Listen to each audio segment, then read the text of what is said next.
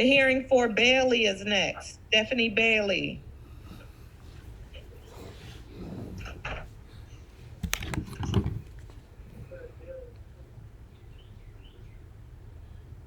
She's on the screen.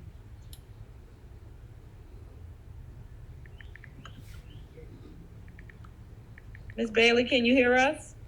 Yep, I can hear you. All righty, we're going to call your case. I'm going to put you on mute, but you can still hear us. Okay. State of Wisconsin versus Stephanie Bailey, 20CF4303, possession of methamphetamine. The case is assigned to Judge Shelton, Branch 40. Appearances. Dennis Murphy appearing on behalf of the state. Good morning. Stephanie Bailey appears via Zoom along with Nathan Opland-Out. I think we have Officer Laspiza. Officer, please raise your right hand. Do you solemnly swear that the testimony you give in this matter will be the truth, the whole truth, and nothing but the truth, so help you God? I do. Please state and spell your first and last name for the record. First name is Joseph, spelled Joseph. Last name is Laspisa, spelled Laspisa. Officer, how are you in Polite? I'm a City of Milwaukee police officer. Were you working on December 2nd of last year, 2020? Yes, I was. And on that day, did you become involved in a vehicle pursuit in the area of 12th and Mitchell? Yes. Is that location in the city and county of Milwaukee?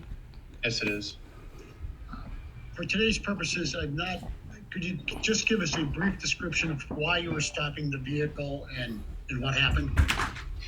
Well, originally we were going to stop the vehicle because it didn't have any plates on it, and I suspected it had excessive tint.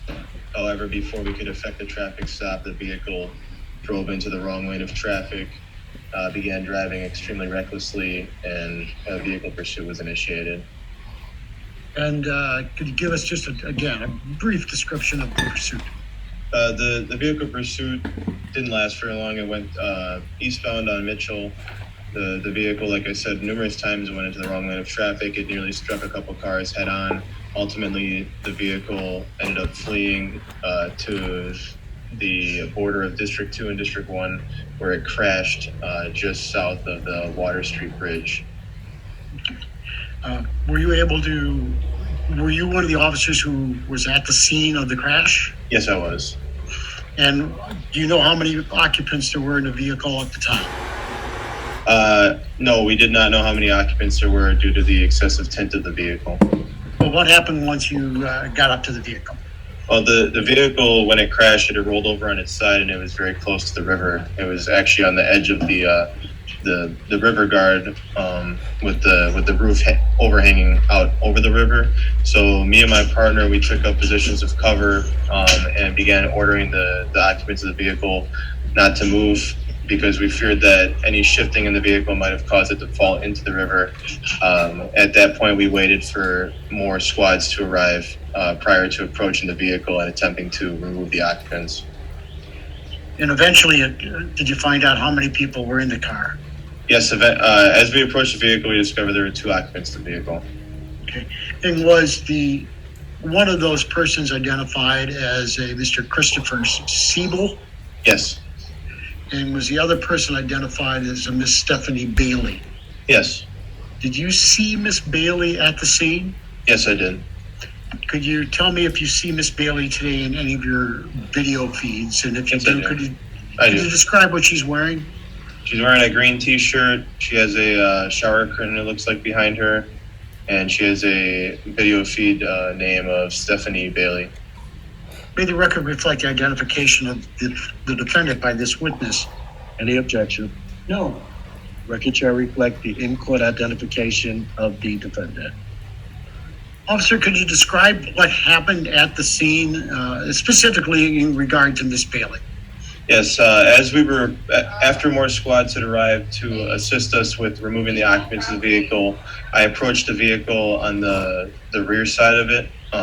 And as we were walking up to the vehicle, there was a pink purse that was thrown from the vehicle and landed right in front of me on the riverbank.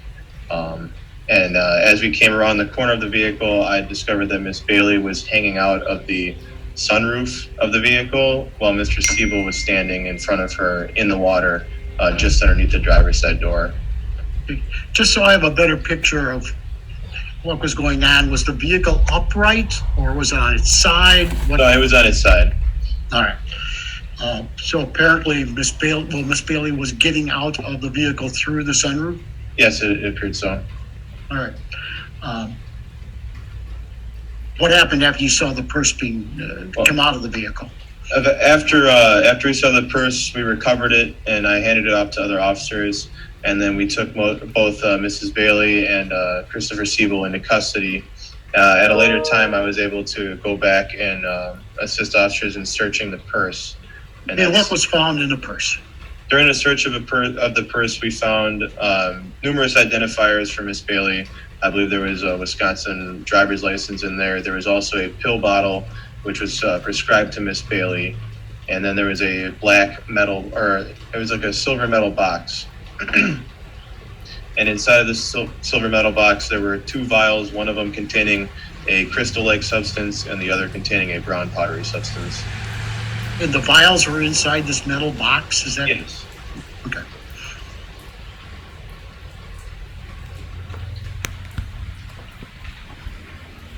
Eventually, were either of those substances tested to see if they were controlled substances?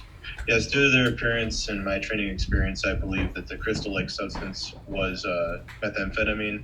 We were later able to take it to District Number 2 and test it utilizing narc pouches 1, 15, 11, and 33 for the brown powder and the crystal-like substance. And it yielded positive results for methamphetamine, and it weighed a total of 1.3 grams. Was the brown substance tested positive? Did the brown substance test positive?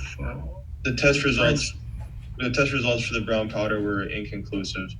Okay. So the crystal substance weighed 1.03 grams and tested positive for methamphetamine? Yes, it did. Was Miss Bailey taken to the Frederick Hospital for medical treatment? Yes, both her and Christopher Siebel were taken to the hospital. Do you know whether or not Miss Bailey made any statements to law enforcement officers about this incident? I know she did, but I don't know the exact details of what she said. Do you know whether or not at any point she was asked questions about the controlled substances that were found inside this purse?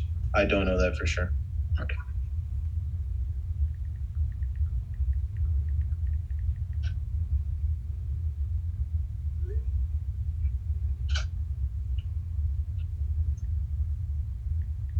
Do you know whether or not the other occupant, the male occupant of the vehicle, was asked about the controlled substances?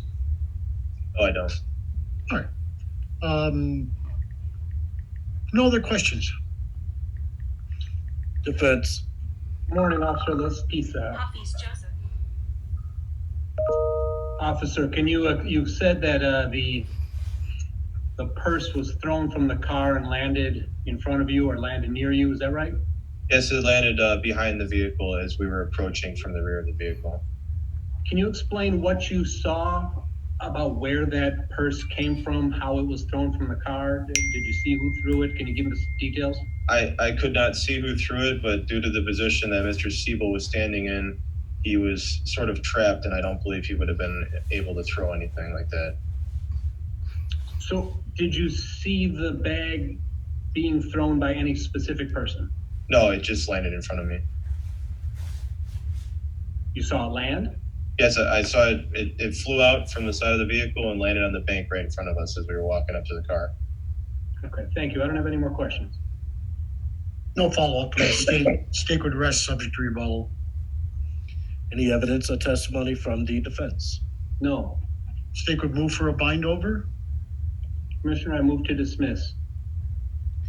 Based on the evidence and testimony presented in this record, I do find cause to believe that a felony probably was committed in Milwaukee County, probably committed by this defendant.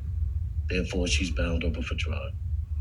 The state is filing a signed and dated information with the court, and I'm in the process of forwarding a copy of that information to council by email.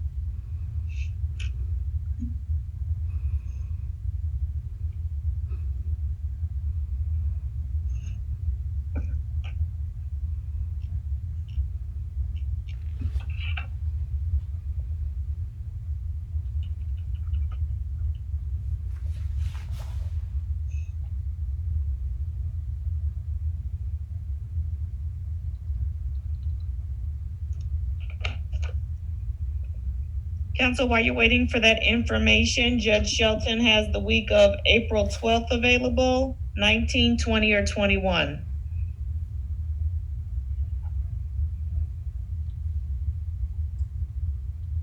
Is the 21st available first thing in the morning? Yes, sir. Let's do that.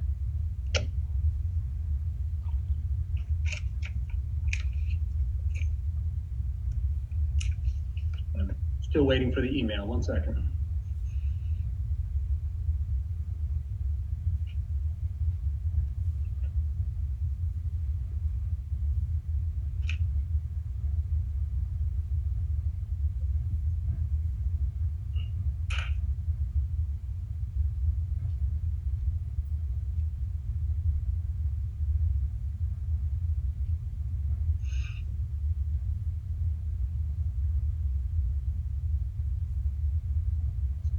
There it is. I acknowledge receiving an information. I waive its reading and enter a not guilty plea on behalf of Ms. Bailey. The next court date is April 21st at 8:30. Scheduling branch 40, Judge Shelton by Zoom. Thank you. Ms. Bailey, would you call me right after court, please? Thank you. The hearing for West is